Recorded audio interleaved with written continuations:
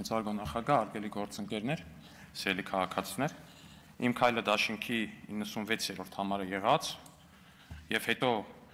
2021 թվականի գարնանային տրանսֆերային պատուհանի ընթացքում Քոչարյանի դաշինքի 3-րդ համար տեղափոխված Աննա Գրիգորյանն ասում է հեծը խլելու նախագիծ է։ Տիկին Գրիգորյան, իմ ընկալմամբ ձեր նոր թիմի առաջնորդը կամ թիմի նոր առաջնորդը, չգիտեմ, ոնց ուզում եք մեկնաբանեք կամ ընկալեք դա, կարա ձեզ հատորներով պատմի, թե կոնկրետ Հայաստանի Հանրապետությունից ինչն է խլել ու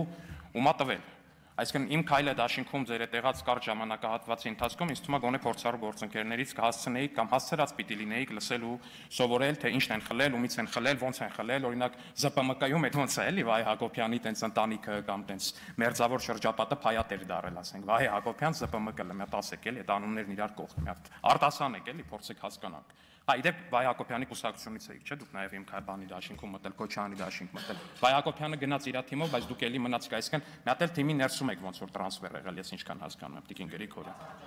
Ինչ բան։ Չի եղել տենց բան։ Չի եղել։ Հիմա կարա տենց այդ սուտը շարունակեք պնդել տենց ցեզ ենթակա որոշակի լրատվամիջոցներով բաներով, բայց չի եղել տենց բան։ Շնորհակալություն։ Հա, պարոն Աղվան Վարդանյան, ձեզ էլ դաշնակցությունը հեռացրել էր, հիմա իրար հետ դաշինքով եք, չէ՞, ոնց որ։ Շատ ֆանտաստիկ է։